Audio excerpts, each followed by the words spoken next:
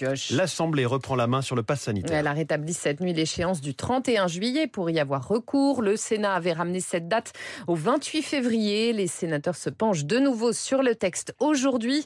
Entre les deux chambres, décidément, c'est un dialogue de sourds. En témoigne ce qui s'est passé mardi dernier en commission mixte paritaire. Victoire Fort. 47 minutes de discussion entre les deux chambres, mais aucun point d'inflexion. François-Noël Buffet, sénateur LR et vice-président de la commission mixte paritaire. Attention, danger. C'est une forme de dépossession petit à petit qui est en train de se mettre en place des pouvoirs du Parlement. Faux, répond la majorité. Par le passé, Sénat et Assemblée ont su se mettre d'accord sur les questions sanitaires. Sacha Houlier, député marcheur de la Vienne. On a réussi à s'entendre sur la vaccination des mineurs.